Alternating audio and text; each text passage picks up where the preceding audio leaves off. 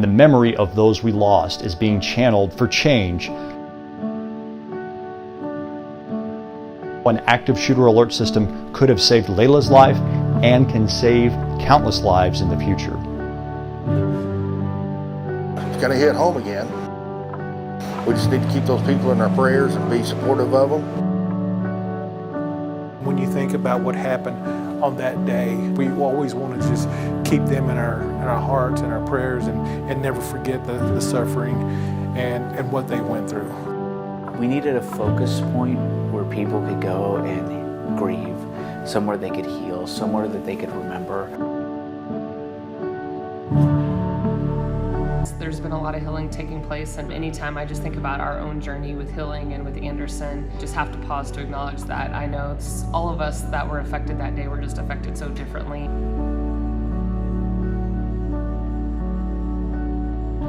Grief doesn't go away. It can lessen and you can learn coping skills.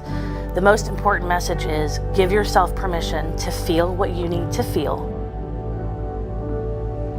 The ability for the community to come together and support each other is really a hallmark of the Permian Basin, and one that I'm very proud to be part of.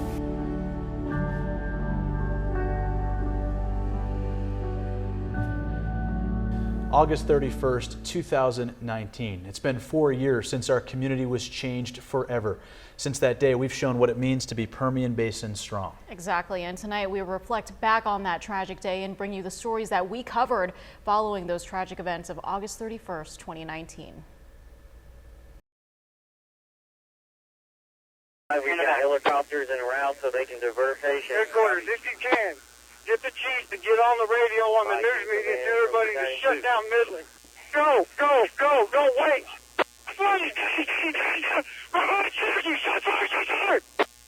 We hear a bam, bam, bam, and it was so heavy and so close that you could feel it. I happened to look over my shoulder to the left, and at that moment, the gold car was rolling up. He was fidgety and crazy, and his eyes were crazy, and he had a gun. And the gun was coming up, and it was coming at me, and he was looking at his gun, and he was looking at me, and the gun came up like this, and I mean, it was, I freaked out. There's a gun, he's got a gun! In that moment, I knew that it was for me. I knew he was trying. He was going to try to kill me. My thoughts went immediately to my grandson, and I just thought, no way. And I just started swerving and changing and shifting and honking like crazy. She drifted just enough, and I shot right through that gap. And at that moment, there were 3 more shots. And Gold Car came around and followed me, and he was gaining, and he was on my back panel, and I thought, oh my gosh, what if he shoots through the door and my grandson's in the back seat? He was right there. I don't know how he didn't hit me. There were now 7 people that didn't have the same outcome. And that is, I have no words. I'm so sad for their families. Headquarters advise the ER, troopers en route to the ER. Advise the ER. Thanks. Give them an escort. Whoever's there can give them an escort. Give that trooper an escort. Battalion 1 to dispatch. Hello? Hello, is this John? I think I'm faring better than some. I was headed towards West Odessa. I got on the interstate. I had business 20. It looked like there was a wreck right there at the entrance ramp. I noticed that the EMS personnel that were getting out, there was an ambulance that had just pulled up and a fire truck. And as they got out, they were putting on body armor, that was kind of weird to me. Got on the interstate. It seemed like every, mile to half a mile, there was a vehicle, either a semi. I saw, 4 semis.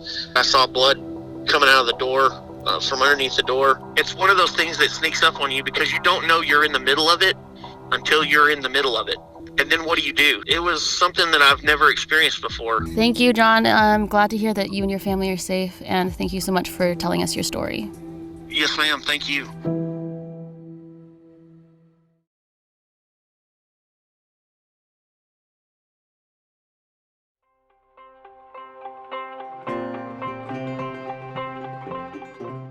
It was a quiet, calm Saturday afternoon in West Texas. My family and I, we were just enjoying a day outside swimming and came in and had about 50 missed texts and I don't know how many missed calls. I was like looking for a car to hide behind because I didn't want to be a sitting duck.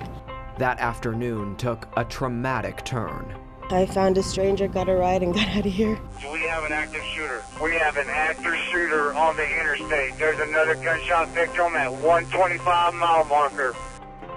A lone gunman opening fire on innocent people all across town. Police say it went on for more than an hour. You never think it's going to happen to you. Among those injured, a 45-year-old from Round Rock and this 17-month-old from Odessa.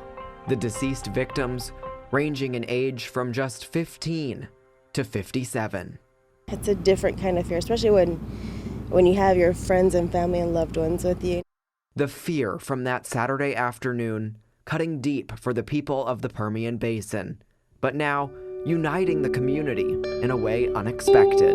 Now more than ever, we need to be cohesive as a community and be on each other's side. I think overall people are shocked, but they're encouraged as well. They know that the community is strong. The outpouring of support, the prayers that we've seen, the hope that we have, all of those things are good signs, and so people are they're mourning, but they're encouraged as well. Encouraged after an attack ripped the community apart, but thankful for the chance to return to that quiet and calm West Texas mood as a stronger, more unified community. We're thankful. I know that's really simple, but it's the emotion that everyone feels at this time is just an overflowing of thankfulness.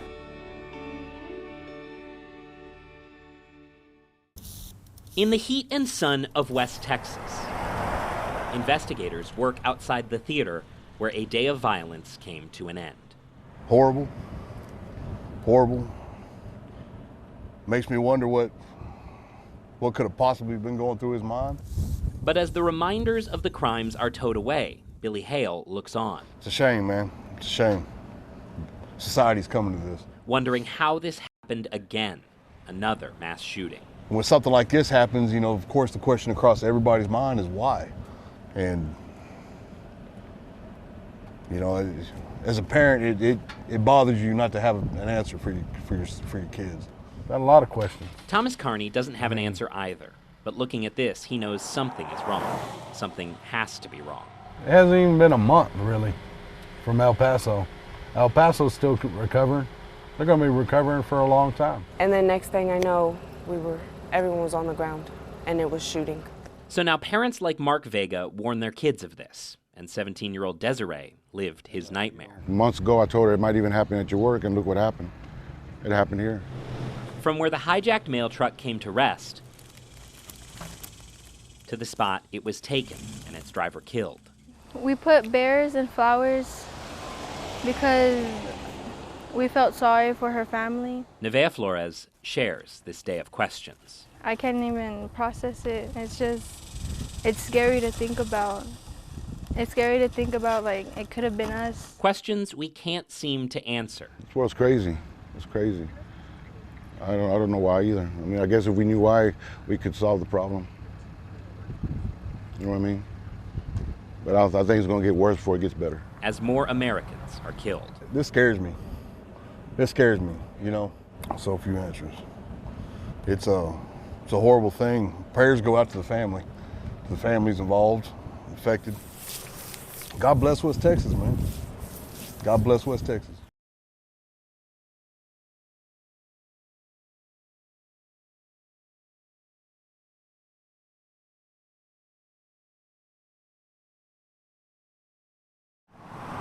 Pain is not always visible.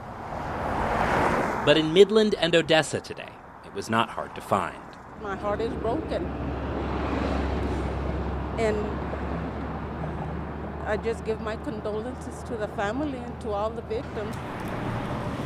People are hurting from Saturday's tragic shooting spree. We're just here as part of the community to pay respects to the victims, both deceased and that were injured. Hurting because 7 lives are now represented by 7 crosses. We're devastated, especially after what happened in El Paso, and you don't expect anything to happen here. But this is proof that it can happen anywhere, unfortunately. It can, and it did. And it's why Rafael Hernandez found himself here, mourning his 15-year-old niece, Layla. She was just an innocent child that, some crazy man has taken from us. He says their family is shattered. How could they be anything else without her? We're just hurting so bad right now. But they have to keep going. There's no other choice. I don't know if we ever got to get through it. It's a piece of our heart that has been taken from us. So I don't know if you can ever replace that. Just one of 7 that people came here to grieve. We're here for each other. We're here for each other, and we count on each other, support each other. But those that know this place best know this is not the end. It's an incident that will not be forgotten, but I don't think this will define Odessa. I think the people that come later on this afternoon when they get out of work or in the evening tonight, when it brings people together, that'll define Odessa. Though that brings little relief right now for this city and these families in pain. Not really, no, I don't think there's any comfort towards this, but I just hope that she can be in a better hands now and rest in peace.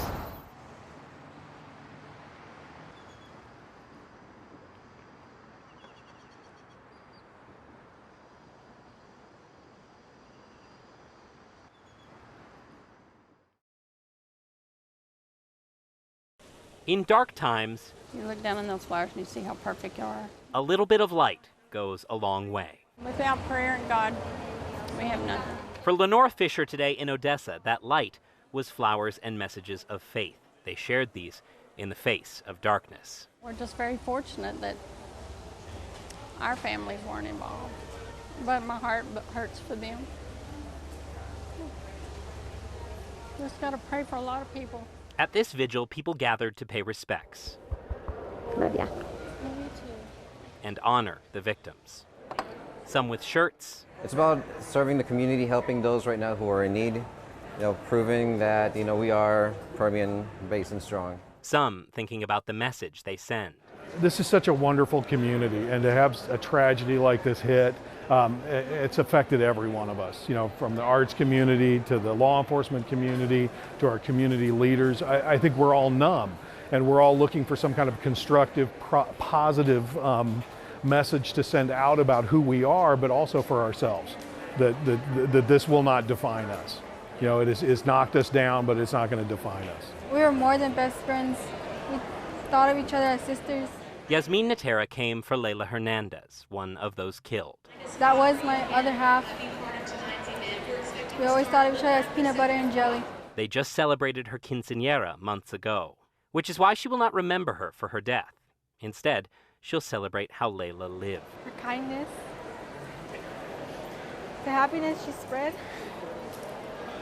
to everyone, even the people she didn't know, because that's how she was. And that's how she would want the world to be. She did not deserve that, but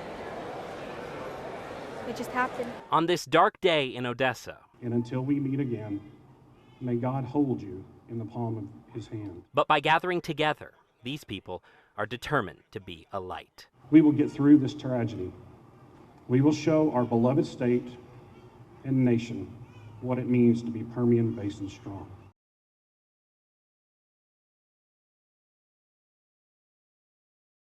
Things are tough, but we'll get through it together. Odessa strong. With the stroke of a pen.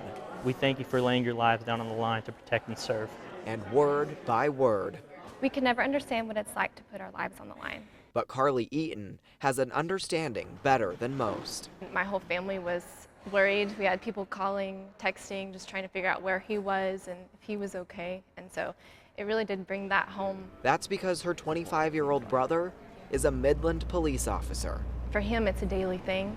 And I think that when things like this happen, That's when only people think about it, but for people who have family in law enforcement, it's a daily struggle, a daily worry. That's why she knows thank you after thank you goes a long ways. I know that families like mine are very thankful for it. Being able to put words down on paper and handing it to those who were involved is just incredibly effective. Effective, like all first responders were during the shooting. They work 24/7 to make sure that their communities are safe as possible. So, while it's still possible to say thank you, our beloved people are now safe thanks to you. Students like Eaton will do it every chance they get. We appreciate everything that you do.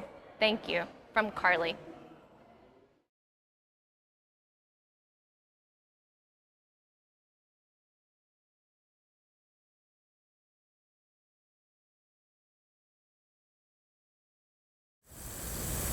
In a cemetery, it's common to be buried next to a total stranger.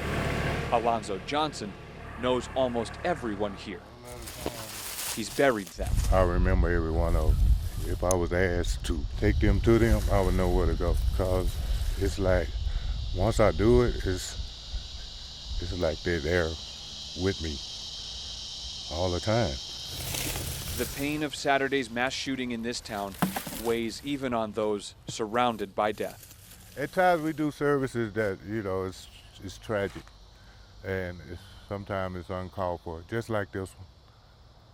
We're gonna have to end up burying some of these people, and they lost their lives for nothing. My thoughts immediately go to, well, gosh, it could be anybody. It could be my family, friends. Odessa native Ben Haddon remembers hearing the news and feeling compelled to help. This sort of jolt to my heart that just said, it was sort of God speaking to me, I felt. He posted on Facebook Sunday, offering his family's extra plot at Sunset Memorial Gardens. It would be something that he would probably do himself if he were still alive. Right next to his dad, who died of a rare thyroid cancer in 2010. It would be something that would take one less thing off of their plate. Taking care of someone he's never met. We thought that this would be a gesture of us just sort of wrapping our arms and hugging the community of Odessa. As long as we're here, we take care of them. Taking care of someone he's never met either. Maybe it's just good a family that lost their loved ones.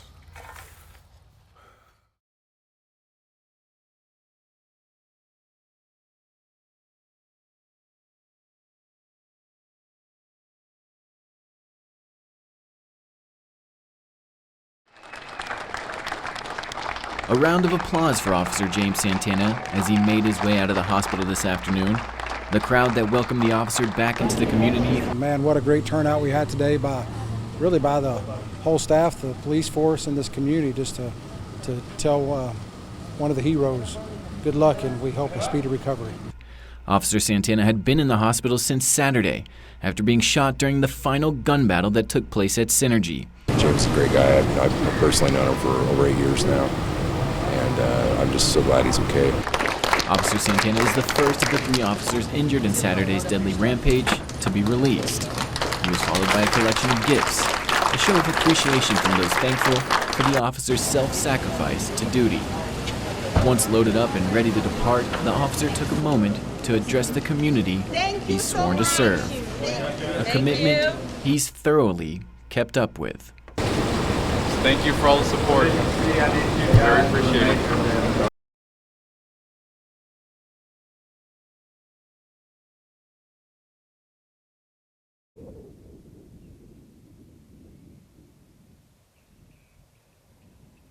Welcome to the Family Resiliency Center. We don't actually call this a waiting room, we call it the living room, because we don't want it to feel like a doctor's office. We want people to come and feel comfortable from the minute they walk in. This is a place of love, a place of hope, and a place of community. The need for its existence was so apparent last year after that horrific day. The group's name is Rise Permian Basin, and so they were kind of the group that started the conversation. That conversation turned into reality on February 1st of this year when Chandra and Denise moved into the building and started working full-time. Even though this center is still fairly new, its walls already breathe of a bond that surpasses West Texas.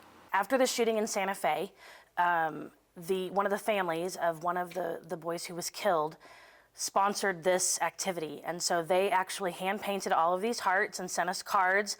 And the city of Aurora, Colorado sent a paper wreath, each crease folded so intentionally.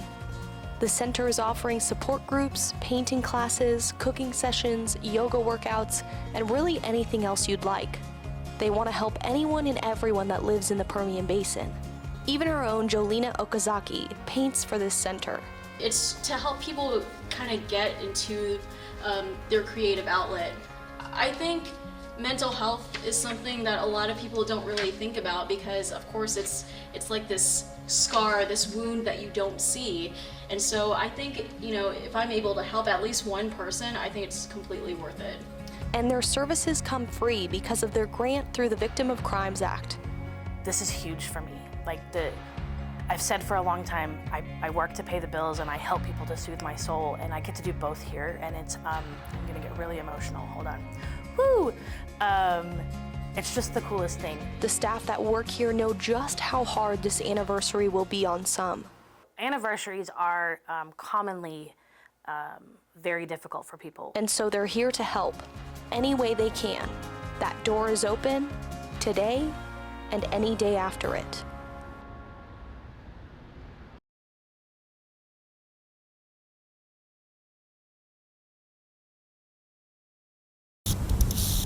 It could have been any one of us. And who hasn't thought of that when we first got the news? I can't believe this just happened to us. We could hear some sirens going off, but we didn't think a lot about it at the time, I heard what sounded like gunshots, and with it being West Texas, I didn't think much of it. Next thing you know, I did hear the dispatch eventually. Hector County 911, what's the address of your emergency? Hector County 911. Troopers pulled over and fire engines and trucks here and from Midland to Odessa to come, so you could see the response of the city. So it was amazing, but yet scary because you're like, how bad is this? I just remember it was very uncertain driving this way. No one knew on this warm August day, whether it was family time or R&R time, it'd be the last time for some, but for others, a time to fight for life.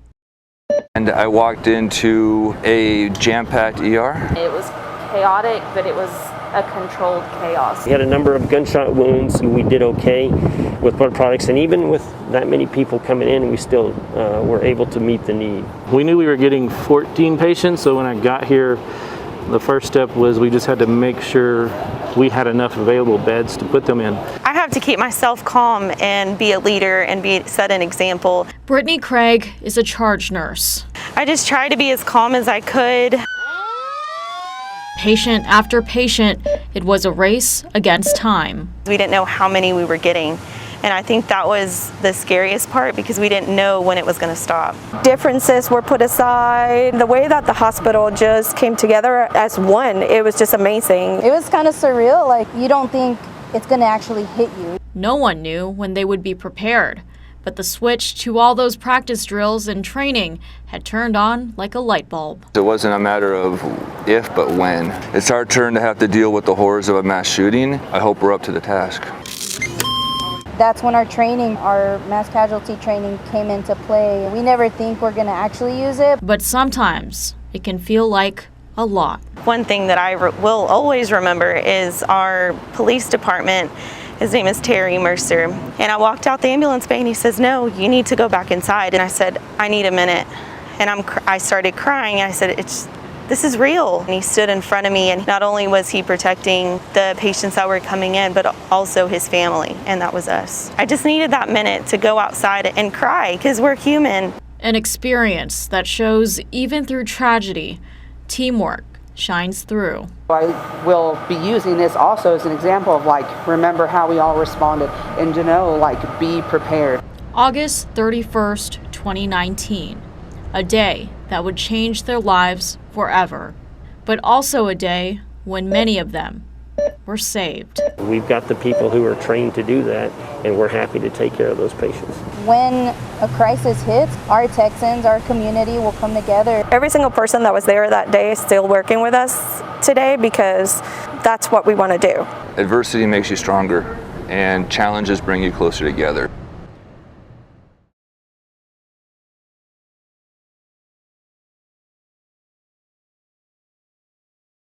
The tragedy that happened here 3 years ago had lingering effects on victims and their families, and healing is still taking place, including for Anderson Davis and her family. The last 3 years, there's been a lot of healing taking place, and anytime I just think about our own journey with healing and with Anderson over the last 3 years, you know, I just have to pause to acknowledge that. I know all of us that were affected that day were just affected so differently, and I know healing looks so different for each one of us and our families and us as individuals. For the Davis family, that means leaning on multiple different things. Our faith in God has been a huge part of that.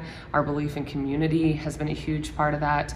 And just the choice that we've made as a family to just love, to pay forward all of the love that we've been shown through this healing process. Anderson and her brother were young when the shooting happened, but it's something being talked about as they get older. Anderson and her twin brother Rhett, that were both in the car with us that day, I mean, obviously had no clue what was actually happening, but through the last couple of years, it's been really amazing to just see how their understanding of that day's events, but also the healing process has really grown as they've grown. And although the Davis family and the community are still processing this tragedy, it's important to focus on the good. They know that evil's out there, but we have to be looking for the joy. And if you can't find that joy, be that joy for someone else. And one of those things is paying forward and giving back. We challenge people, go out through the day and just commit to a random act of kindness. Hold a door open, smile at someone, buy the coffee of the person in front of you, because spreading that hope, spreading that joy, spreading that light is how we're going to continue to heal each day. And don't forget, if you are someone who needs help coping with the trauma of the anniversary, the Family Resiliency Center is still available for services today. Yeah, that's right, Joe. And before we go tonight, we want to honor the 7 victims that lost their lives. May we never forget them and continue to mourn along with their families. And what you're about to see is a tribute to them and how the community will always keep saying their names.